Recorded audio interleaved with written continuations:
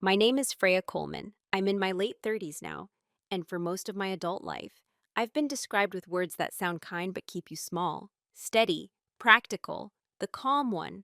I was the woman people leaned on when things went wrong, the one who remembered appointments, smoothed conversations, filled in gaps without being asked. I worked, I loved, I kept things running, quietly. If you had met me years ago, you probably wouldn't have noticed me much. I don't say that with bitterness, it's just the truth. I wasn't dramatic, I wasn't loud, I didn't command rooms. People often mistake composure for passivity and consistency for simplicity. Even my husband did, especially my husband. This isn't a story about revenge or rage or a sudden awakening where everything explodes into clarity overnight. It's not about me becoming someone else. It's about realizing who I had always been and how that was being used against me. For a long time, what happened to me was framed as bad luck, a string of unfortunate events, a terrible accident that everyone agreed had changed the course of our lives, an accident that somehow became my responsibility to manage, to atone for, to compensate for with obedience and restraint. I accepted that framing for longer than I like to admit. What I'm going to share with you is the emotional journey of slowly understanding that what I thought was chance wasn't, that the guilt I carried so carefully had been placed there, that the restrictions I lived under were not acts of protection, but instruments of control, and that the moment I truly understood this did not come with shouting or confrontation, but with a kind of quiet, chilling clarity. I want to be very clear about something. I'm not telling this story to dramatize harm or to paint anyone as a cartoon villain. I'm not interested in humiliation, and I don't believe in rewriting the past to make myself look flawless. I made choices. I stayed silent. I rationalized things that didn't feel right because doing so felt safer than naming them. This story is about honesty, especially the uncomfortable kind, about how emotional manipulation doesn't always arrive with cruelty, but often with concern, about how control can be wrapped in patience, in reasonableness, in what's best for you, and about how realizing the truth doesn't always make you loud. Sometimes it makes you still. Over the course of this story, I'll walk you through who I was before anyone questioned me, how the smallest cuts were dismissed, how silence became expected, and then strategic. I'll share how I learned to observe instead of explain, to document instead of defend, and how choosing not to react was the first decision that truly belonged to me. There's no sudden hero's turn here, no miracle, just a woman paying attention long enough for the pattern to reveal itself. Before we go any further, I want to ask you something, gently and without expectation. Have you ever felt that your calm was being mistaken for consent? Before anything went wrong, before the accident, before the apologies that never quite landed, I already had a role. I just didn't know how tightly it had been written. To most people, I was dependable in a way that made me fade into the background. At work, I was the one who remembered which version of the plans had been approved, who noticed when a deadline quietly shifted, who filled the gaps so projects landed smoothly. No one worried when I was involved. That was the compliment. Freya's got it. And because things rarely fell apart around me, no one ever looked closely at what it cost. Among friends, I was the listener, the woman you could vent to without being challenged. I asked good questions. I didn't interrupt. I didn't center myself. People often confuse that with a lack of depth, as if calm is the absence of thought rather than the result of it. I let them believe that. It made social spaces easier to navigate. And at home, I was efficient love. That's the best way I can describe it now. I kept track of birthdays, insurance renewals, and dentist appointments.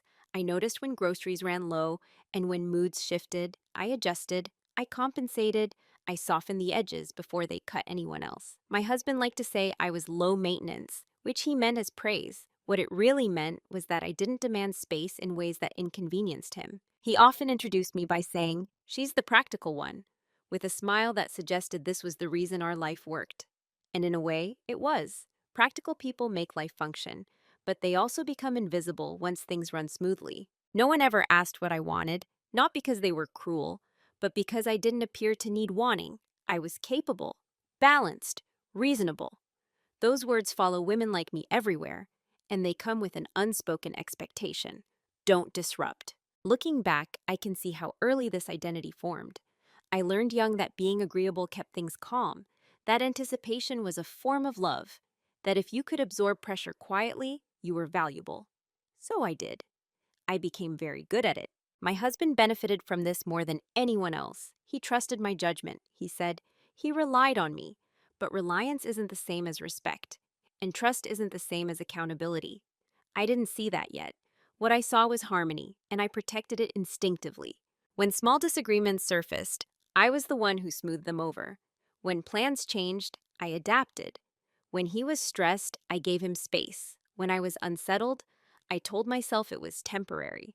Nothing felt dramatic enough to justify making a fuss. That's the thing about being perceived as stable.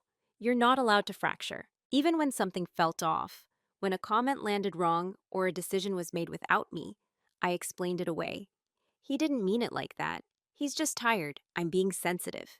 Those explanations came easily. They always had. To the outside world, we looked balanced, functional. A couple who handled things privately, maturely. People admired that.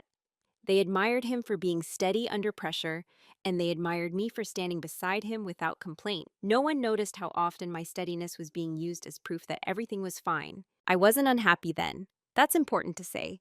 I was engaged with my life. I had routines I liked, work I was proud of, moments of genuine closeness. But I was also slowly disappearing inside the version of myself everyone else found so convenient. If you had asked me back then who I was to them, I would have said, I'm the one they can count on. What I didn't understand yet was how dangerous it is to be the only one expected to hold things together. Because once something breaks, that person becomes the easiest place to put the blame. The first time something didn't sit right, it was so small I almost missed it. There was no raised voice, no accusation, just a moment that slipped sideways and lodged itself somewhere behind my ribs. We were late. That was the context, mundane, forgettable. We were supposed to meet friends for dinner, and a minor delay had compounded into that tight, irritated silence that fills cars when no one wants to argue, but both people feel inconvenienced. I had checked the time. I had mentioned it gently. He had waved it off. When we finally arrived, breathless apologies were exchanged. Laughs, shrugs, the kind of social smoothing everyone does. And then casually, as if it were an aside, he said, well, Freya lost track of time. It was said lightly, almost playfully. Everyone smiled. Someone joked about traffic. The conversation moved on. I smiled too. Of course I did. That's what you do when a moment doesn't feel worth correcting. But something in me went still, not angry, just alert. Because it wasn't true. He had known the time. I had reminded him. And the inaccuracy wasn't the point. The ease of it was. How naturally my name had filled the space where responsibility might have gone. Later at home, I mentioned it. Not confrontationally, just neutrally. You know, I didn't lose track of time. I actually reminded you. He looked surprised. Genuinely so. It was just a joke, he said. You're reading into it. And just like that, the moment was reframed. Not as a misstatement, but as my sensitivity. My perception became the issue, not his words. I let it go. That's important too. I didn't argue. I didn't press. I told myself exactly what I'd been trained to tell myself. It's not worth making this bigger than it is. But my body remembered. From then on, I noticed how easily these moments appeared and vanished. A misremembered conversation. A decision explained after the fact as if we'd agreed to it. A tone shift when I questioned something gently. Each one, on its own, was nothing. Together, they formed a pattern that felt directional. What made it confusing was how reasonable he remained.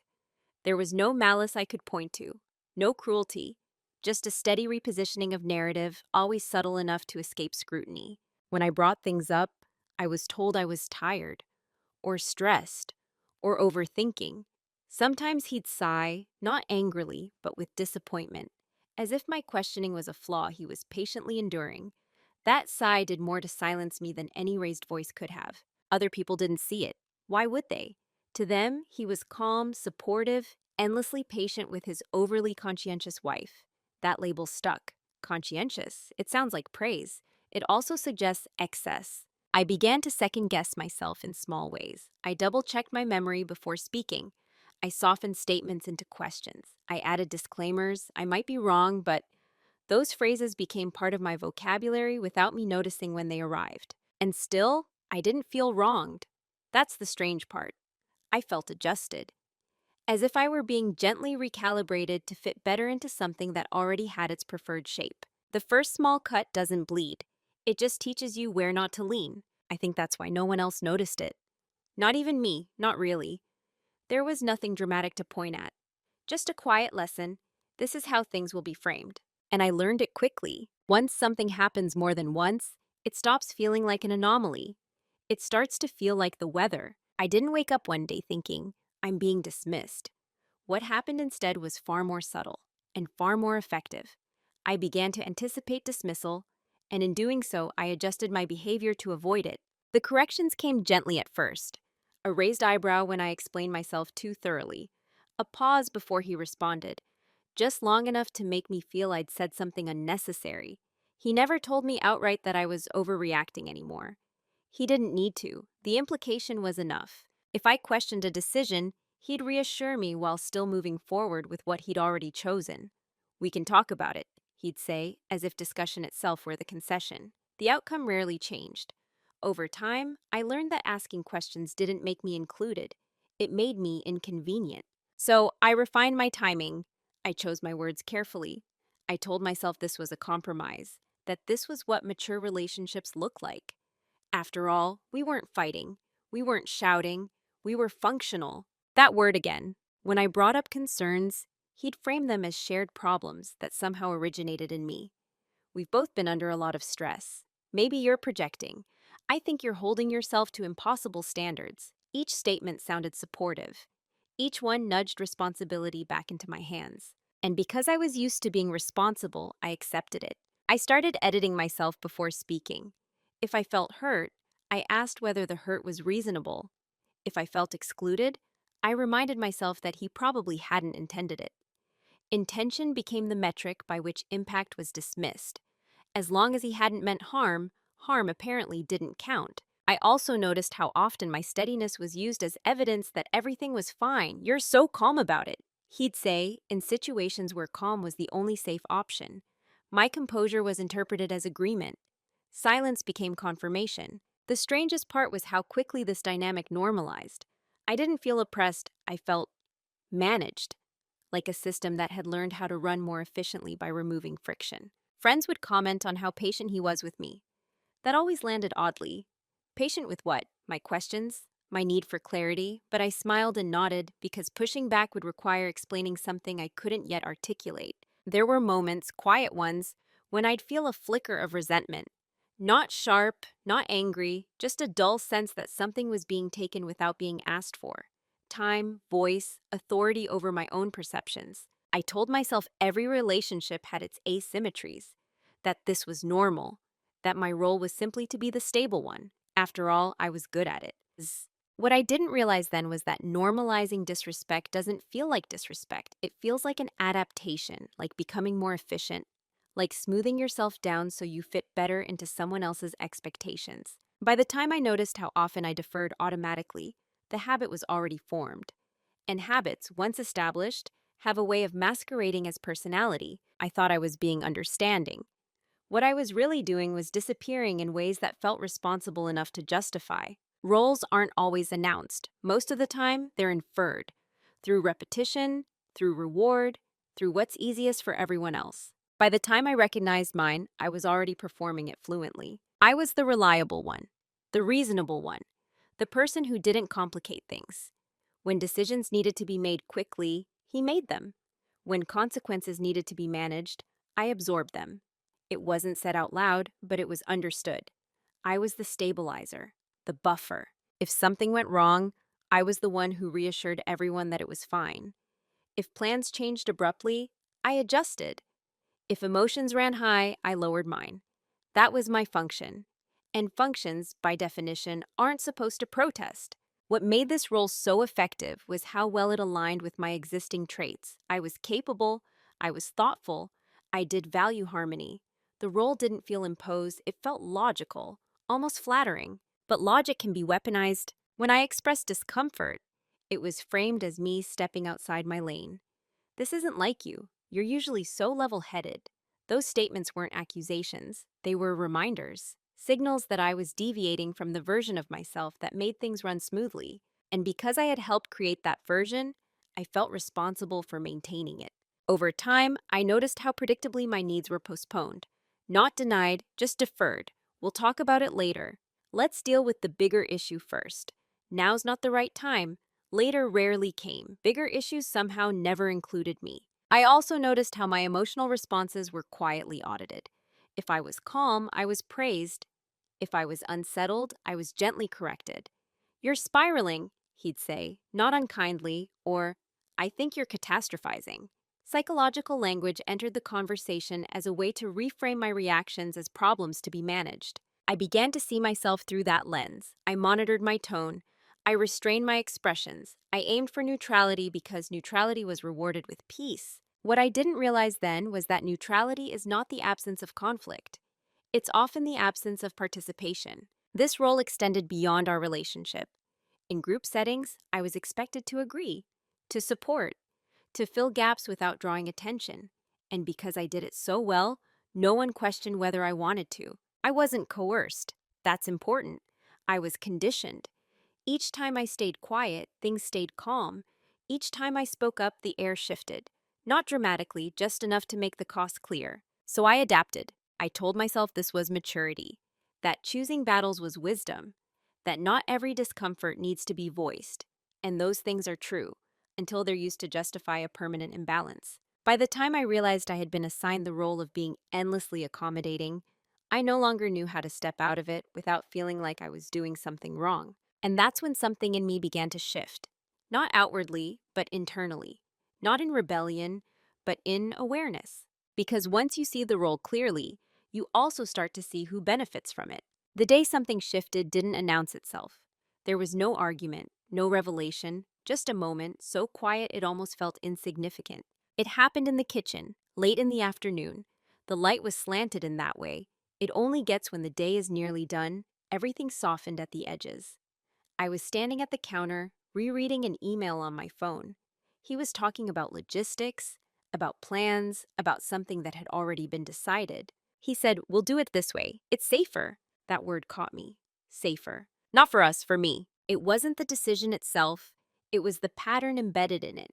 Another choice was made on my behalf. Another conclusion drawn without my input, justified by concern. Normally, I would have nodded, adjusted, internalized the implication that my judgment was secondary to his caution, but something about the way he said it, so settled, so certain, made me pause. I realized suddenly and with uncomfortable clarity that he wasn't asking because he didn't need my agreement. He already had my compliance. And that's when the thought surfaced, uninvited but undeniable. When did I stop being consulted? Not argued with, not negotiated with, consulted. I looked at him then, not with suspicion, but with curiosity. And what I saw wasn't malice, it was confidence, the kind that comes from not being challenged in a very long time. In that moment, I felt a subtle but profound shift. Not anger, not fear, distance. I saw how often concern had replaced collaboration, how protection had become permission, how my supposed fragility had been used as justification for control. I didn't say anything. That was the surprising part. The old impulse, to explain, to clarify, to reassert my competence, didn't arrive.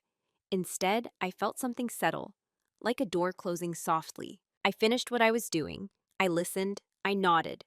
Outwardly, nothing changed. Internally, everything did. Because once you realize that your silence is being relied upon, you also realize it can be withdrawn. That was the day I stopped reacting, not out of spite, but out of strategy. I didn't yet fully understand. I began to observe instead of correcting, to listen for patterns rather than defend my intentions. It wasn't dramatic, no one noticed, and that was the point. I didn't confront him, I didn't accuse, I didn't need to. Accusations invite denial, observation invites clarity. From that day on, I started paying attention, not just to what was said, but to what was assumed. Not just to decisions, but to how they were justified. Not just to outcomes, but to who bore the cost. The shift wasn't about becoming colder, it was about becoming precise. And precision, I would soon learn, is a quiet form of power. There's a difference between being silent because you feel you have to be, and being silent because you choose to be. For a long time, my quiet had been reflexive, automatic, a way of smoothing edges before they cut anyone else. But after that afternoon in the kitchen, my silence changed texture. it became intentional. I stopped correcting him, not in a dramatic way. I didn't announce it. I simply let things stand when they were misframed. When he remembered conversations inaccurately, I noted it. Privately, when decisions were presented as mutual that hadn't been, I didn't rush to clarify. I watched what happened when I didn't. What happened was revealing. He grew more certain, more expansive. Without resistance, his assumptions filled the space completely. He spoke for me more often, explained my thoughts before I voiced them, justified choices by referencing my supposed needs, my supposed limits. And everyone else accepted it, because I didn't contradict him. That was the part that stung, briefly, realizing how much my presence had been used as confirmation, how my quiet had functioned as an endorsement. But that sting passed, replaced by something steadier. Clarity. Silence, I discovered, is not emptiness. It's a mirror. When you stop filling the gaps, other people show you exactly what they expect to occupy them. I also noticed how my silence was interpreted. Not as a withdrawal, as an agreement, as a weakness, as relief. He seemed more relaxed, more confident, as if the last unpredictable variable had been removed. That told me everything I needed to know. I began redirecting my energy. Instead of rehearsing explanations in my head, I paid attention to details: dates, language, cause, and effect. I listened the way I used to listen at work, professionally, analytically, without emotional urgency. I didn't stop caring. I stopped volunteering myself. When concern was expressed for me, I thanked him. When restrictions were justified by my safety, I acknowledged the thoughtfulness. I didn't argue. I didn't resist. I complied just enough to keep the system running. From the outside, I looked the same: calm, reasonable, reliable. Inside, I was collecting data. And something else happened too, something unexpected. The guilt I'd been carrying began to loosen its grip, not because I'd absolved myself, but because I was no longer accepting responsibility for narratives I hadn't authored. Silence became a boundary, a way of saying, I'm not going to fix this for you. He mistook it for surrender. Others mistook it for passivity. But what it really was space. Space to see clearly, space to decide, space to prepare. Because once silence becomes a choice, it stops being a weakness. It becomes leverage. What they never noticed was how much I was learning while they assumed nothing was happening. Because when you stop performing reassurance, you gain time, mental space, bandwidth. I wasn't busy managing impressions anymore. I was watching systems. I started with the practical things: calendars, emails, financial statements, not because I suspected anything specific at first, but because I wanted a clear picture of how decisions were actually being made versus how they were being explained. I told myself I was just getting organized. That part was true. I noticed patterns quickly. I always had. There were moments when events were described as spontaneous that, on closer inspection, had been prepared for. Appointments that appeared suddenly but had been scheduled weeks earlier. Conversations he claimed were informal that had clear outcomes attached to them. None of it was illegal. None of it was overtly alarming. It was simply directional. I also began documenting interactions, not obsessively, not emotionally, just factually: dates, phrases, outcomes. I didn't keep it all in one place. I didn't dramatize it. I treated it the way I treated project notes at work: context without commentary. What surprised me was how often my supposed consent appeared in these narratives without ever having been given. We decided. Freya thought it was best. We agreed it would be safer. The language was consistent, inclusive in phrasing, exclusive in reality. And because I wasn't challenging it anymore, it became more pronounced. People reveal their assumptions when they believe they're unobserved. My silence gave him that illusion. He grew less careful, less precise. Confidence breeds shortcuts. I also paid attention to how responsibility moved. When something worked, it was because of his foresight. When something caused inconvenience or limitation, it was framed as necessary because of me, my stress, my recovery, my sensitivity. I was both the justification and the burden, depending on what served the moment. That duality stayed with me. I didn't confront it. I didn't need to. Confrontation would have collapsed the system prematurely. I wasn't ready to act yet. I was still mapping the terrain. What they also never noticed was how I was repositioning myself quietly. I reconnected with colleagues, updated credentials, asked neutral questions of professionals, not about him, but about options, about contingencies, about processes. I framed everything as hypothetical. if someone wanted to. In situations where one partner, people answer hypotheticals honestly. Each answer gave me another piece of the structure I was inside. At home, I remained consistent, calm, cooperative. I didn't withdraw affection. I didn't signal suspicion. I was careful not to change too much too quickly. Stability was expected of me. I used that expectation as cover, and slowly something became undeniable. What I had believed was a series of unfortunate circumstances, bad timing, bad luck, stress-induced decisions, had a coherence to it. Not chaotic, not random, designed to funnel choice in one direction, always away from me. The realization didn't arrive with panic. It arrived with stillness, the kind that settles in your chest when a question finally answers itself. This wasn't about protection, it was about control, exercised quietly enough to be mistaken for care. And now that I could see it, I also knew something else. I would not be announcing my awareness. I would be using it. The reveal wasn't dramatic. There was no single document slid across a table, no recording played back in a moment of triumph.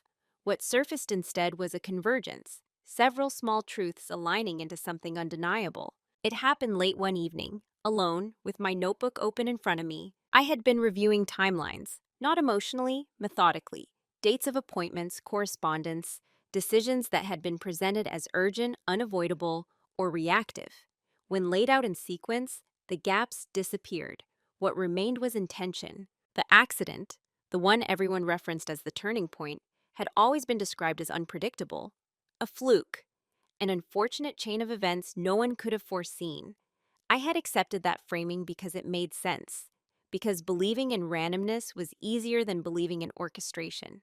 But randomness doesn't leave patterns. I noticed how many safeguards had quietly failed that day, how certain options had been dismissed in advance, how alternatives I would have insisted on had never been offered to me, and how quickly, afterward, a narrative had formed, one that positioned me as fragile, culpable, in need of oversight.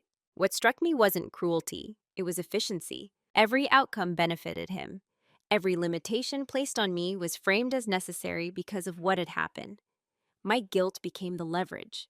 My composure became the proof that he was right to decide things for me. The reveal wasn't that he had staged an accident in some cinematic sense. It was that he had engineered circumstances, nudged variables, removed safeguards, shaped the aftermath to ensure control without fingerprints. That distinction mattered. It explained why nothing ever looked overtly wrong. Why did everything stay just inside the bounds of reasonableness? Why had I doubted myself for so long? I sat with that knowledge quietly. I didn't cry. I didn't feel rage. I felt something colder and steadier. Clarity. I understood then that confronting him would achieve nothing. He would deny. He would reframe.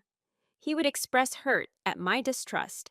And because I had no interest in proving my pain, I also had no interest in giving him that stage. This was my information, my leverage, and it would remain private.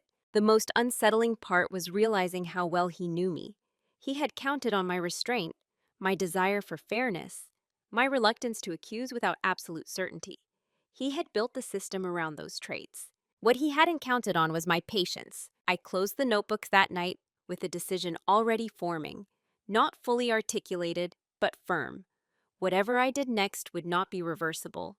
It would not be emotional, and it would not be announced. The reveal wasn't the end of something. It was the beginning of my exit, planned with the same quiet precision that had once been used against me. There is a moment that comes after clarity and before action that almost no one talks about.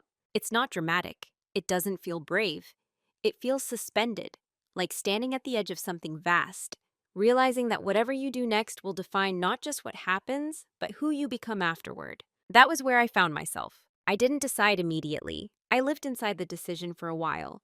I turned it over quietly, examined it from every angle, and tested each possible path against the reality I now understood. On the surface, there were many options. In truth, there were only two. The first was repair, not reconciliation. I was honest enough with myself to know that reconciliation requires mutual truth. What I considered was the repair of appearances. I could bring up concerns gently. I could name how small things made me feel. I could suggest counseling, framed carefully so it sounded collaborative, not accusatory. That path was familiar. It spoke the language I'd been fluent in for years: patience, reasonableness, and the benefit of the doubt. I could imagine how it would unfold. He would listen carefully. He would look concerned. He would tell me he hated that I felt this way. He would say we'd been through a lot, that stress distorts perception, that maybe I was carrying more guilt than I realized. He might even apologize, strategically, selectively, without admitting to anything concrete, and for a while things would improve. He would include me more overtly, ask for my opinion, acknowledge my input.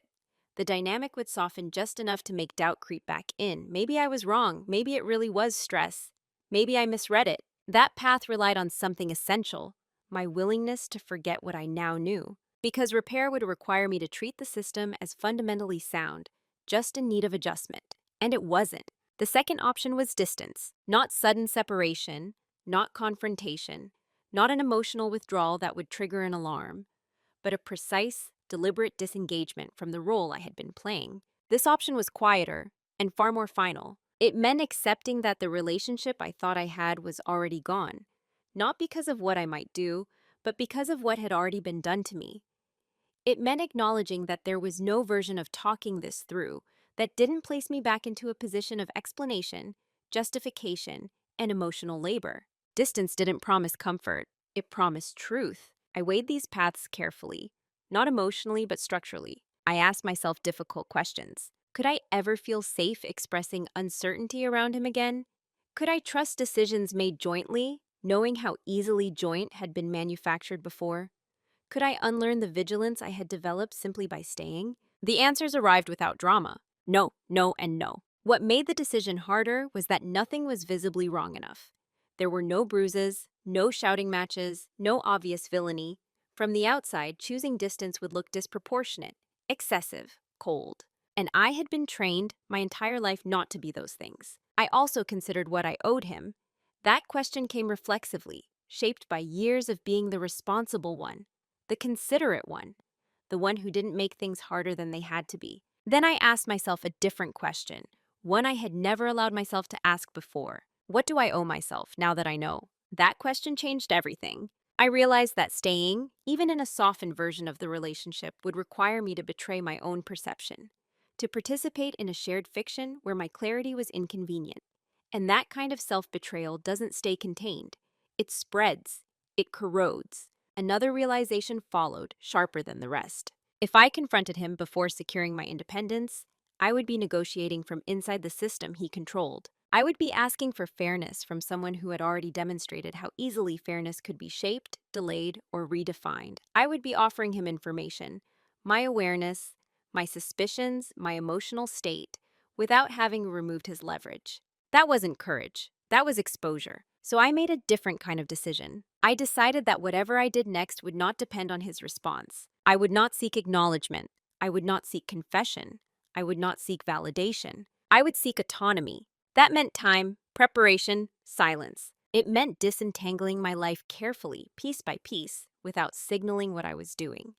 It meant ensuring that when the truth eventually surfaced, because truths like this always do, it would not leave me vulnerable to reinterpretation or pressure. This decision didn't feel triumphant. It felt grave. There was grief in it. Grief for the version of myself who believed care and control could never coexist. Grief for the marriage I thought I was protecting when I was really preserving its illusion. But beneath that grief was something steadier. Resolve. I wasn't choosing to destroy anything. I was choosing to stop sustaining something that had been quietly erasing me.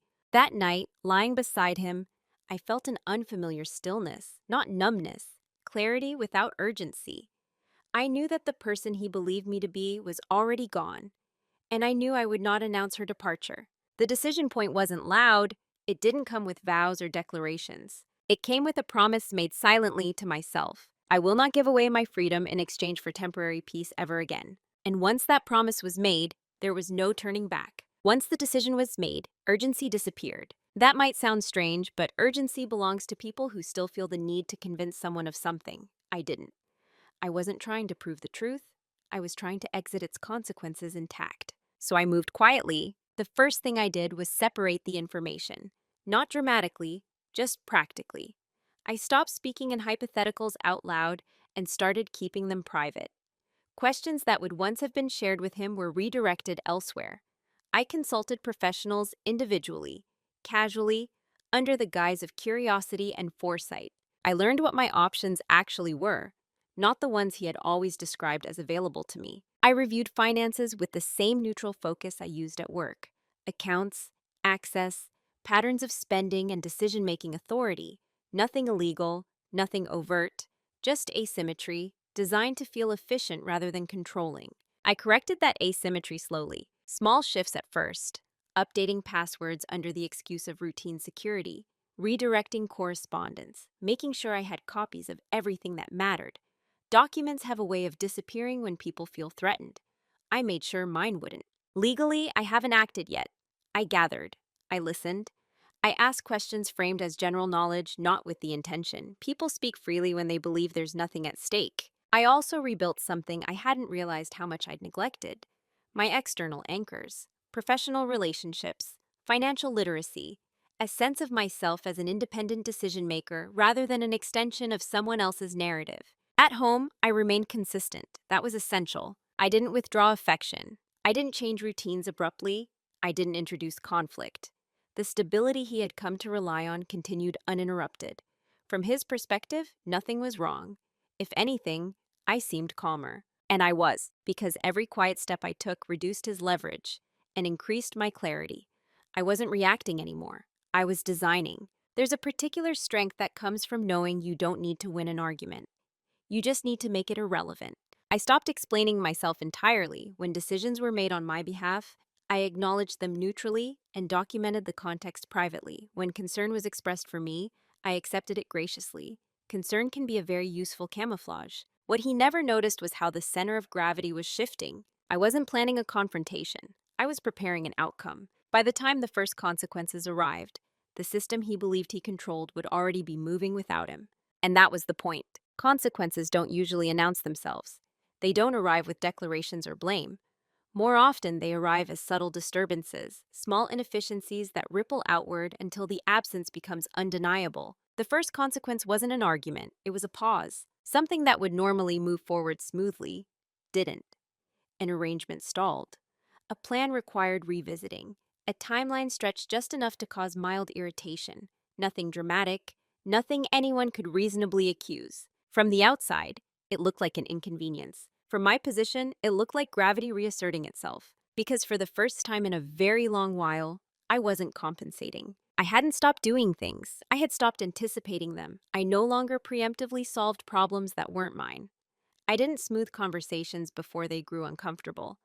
I didn't silently correct misunderstandings before they reached the surface. I let reality behave like reality. At first, no one connected the shift to me.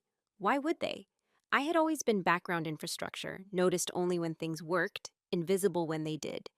The system had been designed with my quiet intervention assumed. So, when that intervention disappeared, people blamed timing, stress, external pressure. He blamed inefficiency. There were moments when he paused mid-sentence, as if expecting me to finish the thought. When I didn't, he continued. But the rhythm was off. He missed details, overlooked context, made assumptions that didn't land the way he expected. I watched him recalibrate in real time. "What's going on with this?" he asked one afternoon, gesturing vaguely at a situation that would once have been resolved before it reached him. "I'm not sure," I said calmly. "What do you think?" That question unsettled him more than disagreement ever had. Because disagreement implies opposition. Curiosity implies absence. He began to feel it in practical ways. Things took longer, required follow-up, needed explanation. He grew mildly frustrated. Not with me, but with the world. The world suddenly was less cooperative. In social spaces, the change became more visible. People looked to me out of habit, to clarify, to reassure, to smooth. When I didn't step in, they looked to him instead. He filled the space confidently, but confidence alone doesn't manage logistics. Conversations lingered where they used to glide. Plans became ambiguous. Someone would eventually say, "We'll figure it out later," in a tone that suggested discomfort rather than ease. Later rarely arrived. I noticed how often he used to lean on my presence as proof that things were settled. My nod, my silence, my calm had functioned as an endorsement. Without it, his authority sounded thinner, still present but unsupported. That realization didn't bring me pleasure. It brought confirmation. At home, he grew more attentive, not warmer, not apologetic, but observant. He asked questions he'd never bothered to ask before. Not about my feelings, about logistics, timing, availability. He was trying to restore equilibrium without acknowledging what had changed. But equilibrium requires balance, and I was no longer a counterweight. Small errors began stacking. Nothing catastrophic, just enough to be noticed. An oversight that required correction. A decision was revisited because it hadn't been fully thought through. Each one chipped away at the illusion of seamless control. And still I said nothing. That was the hardest part. Not correcting, not stepping in. It went against every instinct I'd cultivated. But each time I resisted that impulse, I felt something strengthen inside me. Not hardness, alignment. I wasn't withholding care. I was withholding self-erasure. What surprised me most was the absence of guilt. I had expected it to come roaring back, armed with familiar accusations. You're being unfair. You're letting things fall apart. You're making this harder than it needs to be. But those thoughts never fully formed, because nothing was falling apart. Things were simply functioning without distortion for the first time. He began expressing vague dissatisfaction, not with me directly, never directly, but with circumstances. Things just feel more complicated lately, he said once, as if complexity were an external betrayal. I nodded. They are, I replied. It was the truth. Complexity had always been there. I had just been absorbing it. Others sensed the change too, not consciously, just a subtle unease. The dynamic shifted. The ease evaporated. Something that used to be quietly managed was now visible, and visibility makes people uncomfortable. By the time he began to sense that the issue wasn't external, it was already too late to trace it back to its source, because the consequence wasn't a punishment. It was exposure. The system he believed he controlled had only worked because I made it work. Without my invisible labor, its limitations became clear, not through confrontation, but through friction. And once friction appears, pretending it isn't there requires effort. Effort he was no longer prepared for. That was when I knew the consequences had truly begun. By the time he realized something was wrong, he still didn't understand what it was. That was the cruel elegance of it. Not cruelty by intent, but by structure. You can't fix what you can't name. And he had never needed to name the system we were living in because it had always worked for him. At first, his responses were subtle. He became more attentive in performative ways. He checked in more often, asked if I was okay, offered help in situations I had long handled alone. From the outside, it looked like care. From where I stood, it looked like recalibration. He wasn't trying to repair the connection. He was trying to restore efficiency. When that didn't work, confusion crept in.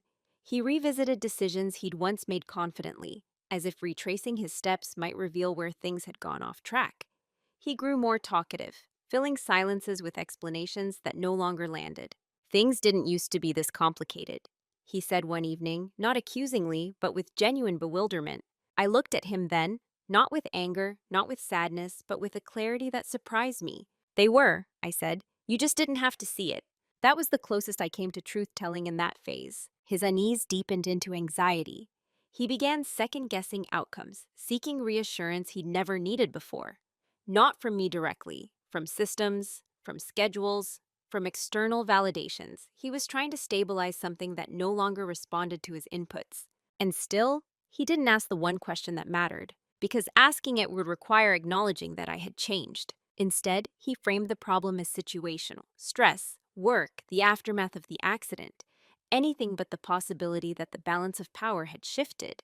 By then, it was already too late. I had moved pieces quietly, not dramatically, not destructively, but decisively. My autonomy no longer depended on his cooperation or understanding. The scaffolding that once held me in place had been dismantled carefully in advance. When he finally tried to talk, really talk, it came out wrong. I feel like you're pulling away, he said carefully, like I don't know where I stand anymore. That sentence stayed with me. For years, I had lived inside uncertainty while he stood comfortably at the center of decision-making.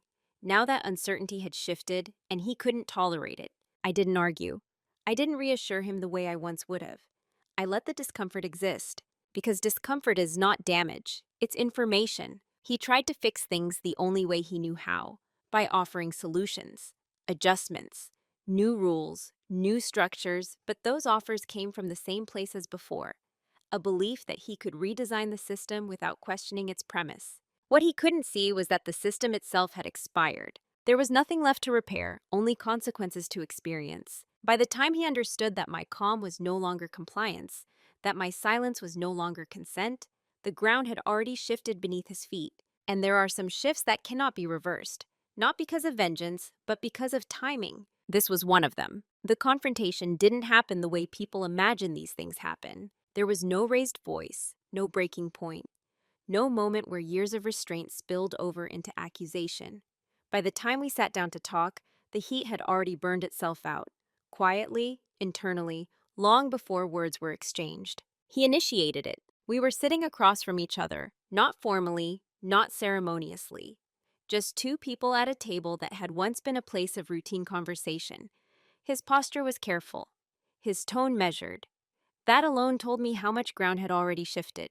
I need to understand what's going on, he said. You're different. I didn't deny it. Denial would have been unnecessary. I am, I said. He waited for more. An explanation, a reassurance, something to hold on to. I offered none. He tried again. Have I done something? The question was almost sincere. Almost.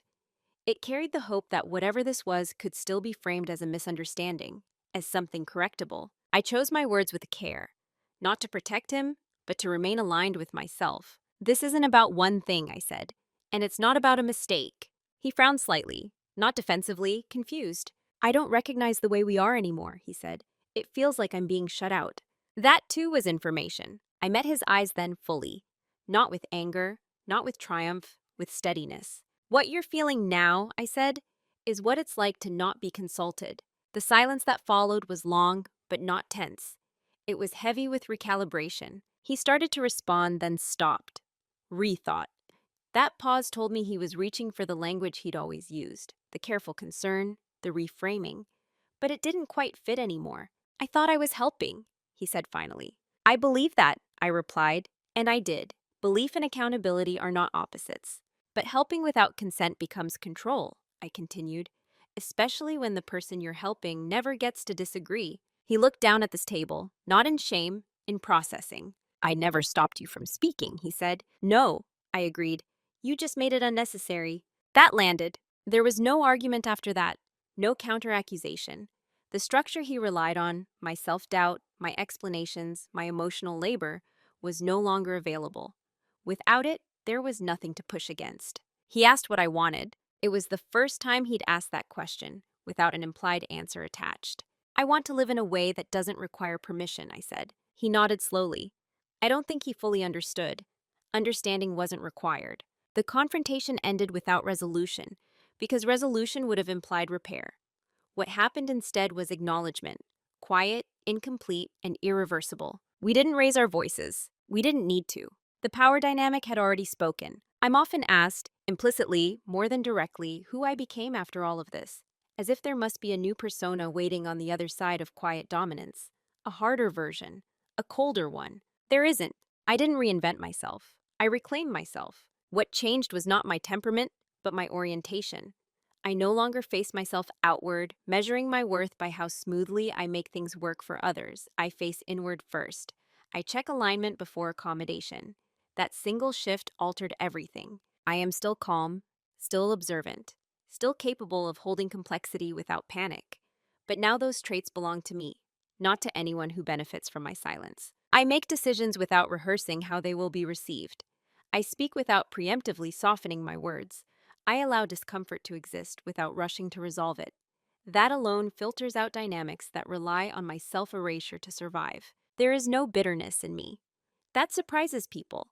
They expect anger to follow clarity as if awareness must be paid for with rage. But anger was never the point. Accuracy was. I don't need to prove what happened. I don't need agreement. My life no longer depends on being believed by the person who benefited from my doubt. What I carry with me now is discernment. I recognize early when care is being offered conditionally, when concern is being used to shape behavior rather than support autonomy, when inclusion is performative rather than real. These signals no longer confuse me. They don't frighten me either. I also forgive myself fully, not for trusting, but for staying silent longer than I wish I had. Silence was a survival strategy. It kept me safe until it could become something else. I live more simply now, not smaller, clearer. My relationships are fewer, but reciprocal. My work feels aligned rather than draining. My body no longer braces itself in conversations the way it once did. There is a particular peace that comes from knowing you will not abandon yourself to preserve an illusion. That peace is not loud, it doesn't announce itself, it settles in gradually and stays. Who I am now is who I always was, without the distortion. And that, I've learned, is more than enough. There's a version of this story that could end with blame, with labels, with a neat explanation of who was right and who was wrong. This isn't that ending, because what happened to me didn't begin with malice, and it didn't end with victory. It unfolded through permission, granted slowly, unintentionally, in the name of peace. It happened because I believed that care and control were opposites, and because I underestimated how easily one can disguise itself as the other. The most dangerous dynamics aren't loud. They don't announce themselves with cruelty. They arrive wrapped in reasonableness, in concern, in the suggestion that someone else knows better what you need, especially when you're tired or guilty or trying to be fair. What I learned is this: if your calm is required for a relationship to function, but your clarity is treated as a threat, the problem is not your delivery. It's the structure. Quiet dominance isn't about overpowering anyone. It's about withdrawing the labor that made the imbalance invisible. It's about letting systems reveal themselves once you stop holding them together with your own self-doubt. I didn't leave in anger. I didn't stay to teach a lesson.